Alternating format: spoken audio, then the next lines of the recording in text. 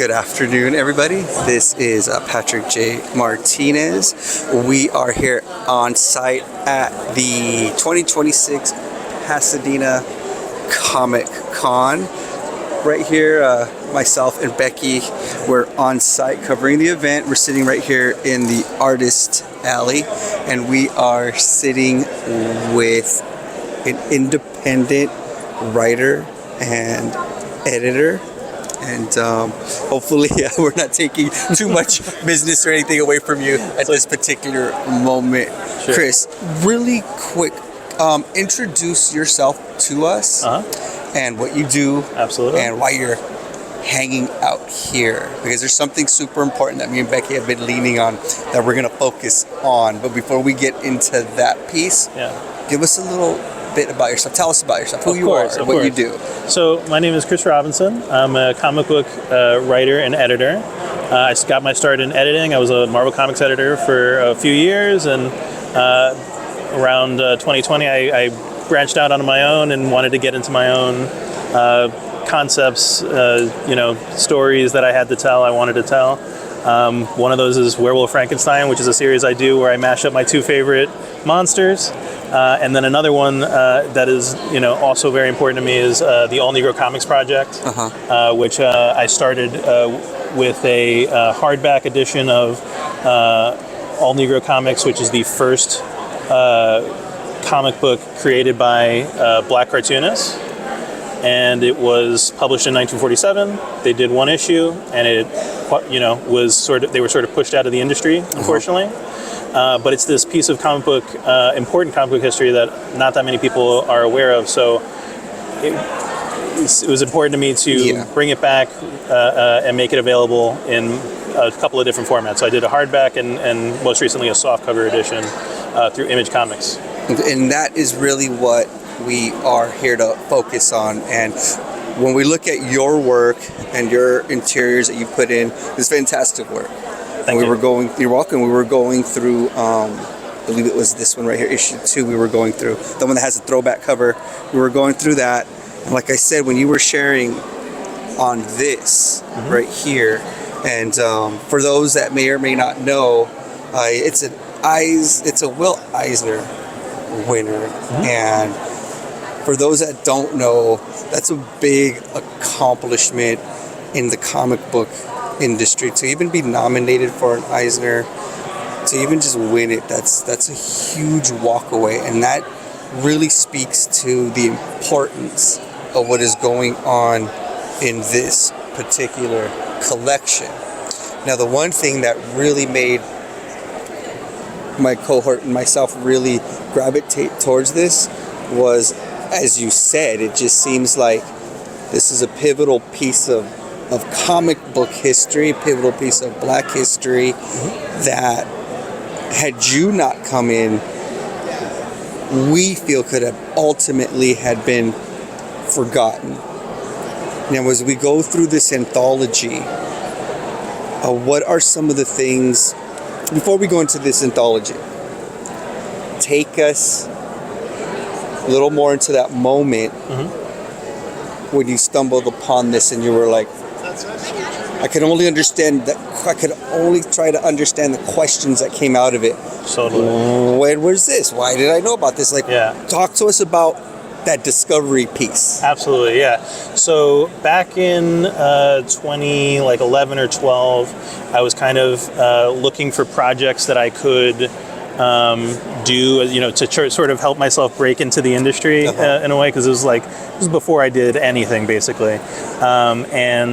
I stumbled in looking into, public domain characters and Golden Age characters specifically, seeing what else is out there. I stumbled upon All Negro Comics, and this comic is from 1947, so we're talking within 10 years on both sides of stuff like Action Comics #1, Detective Comics, the first appearance of Batman, Superman, first appearance of the Fantastic Four, characters that are household names, and I was shocked that this historic publication, the first original characters by black cartoonists, was not equally mentioned in the same paragraph that I was reading about those other Yeah. books, you know. So you know, and like I said, I'm huge. I'm very. I would say I would call myself a super fan, I guess, right? Yeah. So the fact that myself as a super fan was stumbling upon this and not, you know, Yeah. I've never heard of it. It was like this needs more help. This needs more attention. What can I do? So then I, you know, put aside my, you know, my plans from that point, and then the project in my mind became, how do I get this out to more people? So first, you know, essentially how that took form was we did a remastering. So a friend of mine, Tony Washington, who's a very skilled colorist, illustrator, but he does. He got his start in colors, comic book coloring. He went through and worked on basically remastering the book and fixing. So we had some scans of the book and that had like water damage and you know just in terrible shape. And he made it palatable to be read by by our modern standards, without without impacting the art, without doing any changes, without trying to make it seem new, because that's another thing. Like if you end up reading a lot of Golden Age reprint comics, some publishers take the path of trying to make it look, you know, really vibrant and computer colored and like overly done. In my opinion, in his opinion, we wanted to sort of embrace the aged look. So if you see like all the paper has like a yellow quality to it, and even like the fuzziness to like, so when you pick up an old comic, it still has like that fuzzy almost texture where you know it's an old print and it's old paper, where it's almost like the ink is saturating just a bit on the parchment. The plates, what you're seeing is the plates shifting. So everything, you know, old printing techniques, every color would get plated down on a different on the same page. So you'd get, you know, the red, the blue, you know, it would come through, and so sometimes it wouldn't totally line up, and that's why you see stuff with, you know, stuff shifting off like that, off the figure like that. But it still looks really good, even for it being restored. Yeah, so that's why what's fantastic about this. Absolutely, we didn't want to fix stuff like that. We wanted to stick with that, but you know, just kind of clean up stuff that would impede your reading experience. You know, so. That's where it started, and once we did that, and that took him, you know, about almost 2 years, a little less than that, as he was working on other stuff. But we also, you know, it became like, okay, what else? If we're going to do this as a standalone release, we don't want to just kind of put the book out and you know, hey, no context, right? Like we wanted to have context, so that's where the essay portion of the book came up. So. You know, you're reading through the book. The first 40-something pages is just a remastering of the comic, so you have that context. And then it's like, you know, this is the most important part, though. This is the most important part. We get to the essays where Kiana Whitted, who's a professor who knows the Golden Age space very well. This is her domain. She wrote a whole essay describing all the names, dates, places of the production of the book. And we tried, you know, she's a college professor. We tried to write it for almost like a high school audience, just to make it totally, you know, accessible. Make it scholastic too. I mean, especially for that. I think that's a good pivotal time. You do your high school, because you figure at that point, a lot of us were deep in these books, but yes, this is the compendium, what is it? The compendium piece that would go with it. Yeah. And so as we go through this and we look right here, which would be, this was the end page? Yeah, that's right? the back cover page. Like the back pin-up page. And we're seeing all the different characters that are here. Now, one of the things when you and Becky, the three of us, were all here hanging out at the booth earlier, there was one thing that you had pointed out that you were like, oh, you noticed it. Where that these characters, even though it's 47, I was just, as I'm skimming through it, I caught a lot of relevance to what's going on now, and then I'm seeing like two youthful cherub-looking characters Yeah. that also seem like the moral compass of what's going on, kind of like the fable part of it, and just kind of like looking at the detective. And then there was these two cats that were kind of like a Lauren Hardy you were explaining. Yeah. So They're when we're- the comedy duo So characters. when you look at that, like, how does that impact you? Because that impacts me. Like, that makes me want to buy that thing. That makes me want to know what is popping in this anthology, because it's contemporary as much as it is vintage. Totally, yeah. It's funny. So they intended to do multiple releases. It was a whole company. Like Yeah. there was not just the cartoonists, but there was also front office staff that were also working on it. They intended to do multiple issues, just like any comic, right? But it wasn't just for it wasn't just for boys. It wasn't for girls. It was kind of for the whole family. Yeah. Specific, like on like, and this is all detailed in the editor in chief's Orrin C. Evans. He has a letter at the beginning of the comic that describes how they are targeting the whole family. It is for everyone. So Okay, there's so- a hard-boiled detective story that's kind of like a Dick Tracy, neo-noir, or not neo-noir, but noir story, Yeah. very simple.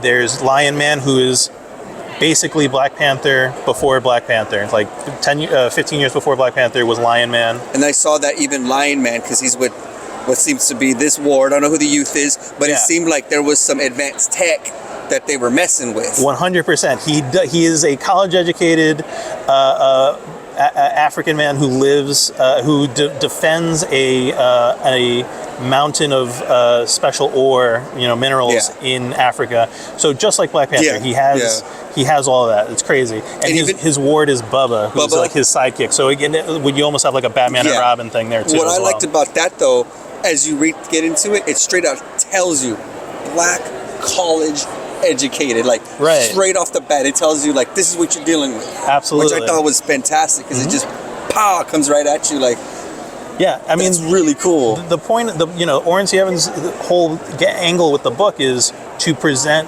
to work against the stereotypes Yeah. of the time. So, and that happens to like work against him. So once they put the issue out in June of '47, the newsstand unions and the other people in the industry they actually read the book, right? Because if you just hear the title, right, they just have the title, they're Yeah. like, oh, all Negro comics. What does that mean? Right, they probably Lila Shuckin' and Jivin', probably I'm sure there was. They I'm assumed sure there was an assumption it of what was going on. Yeah, it was going to be like other comics at the time, Yeah. where Black folks do not look great, and then they read it, and it's full of a wide variety. It's of, smart. In other yeah. words, it's probably something they would have said.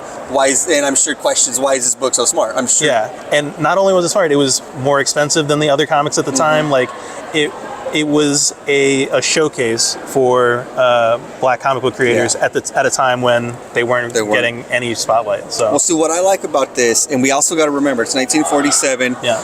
There wasn't a lot of media, so this is prior to TV. We're still on radio. So anything that we brought into the home had to entertain the whole family. Yeah. Right? Because I grew up on radio.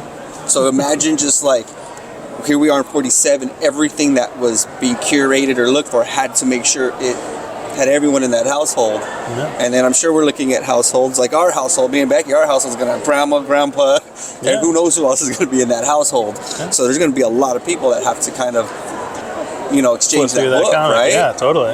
And then another thing that I'm really looking at, and this is more of a me thing Sure. that I'm always noticing, the fashions. Yeah, The fashions, like I'm like this one right here. yeah. Hep Like- chicks on parade. Yeah, I mean, just I'm looking at the fashions. I'm looking at this strip, and this one I like again. We got like that indigenous look with the modern, and now Yeah. here we are. The book's out. You've got this going on. You're sharing this with the world, right? You're making sure Doing the my comic best, book readers, yeah. making sure historically it needs to be placed where it's placed.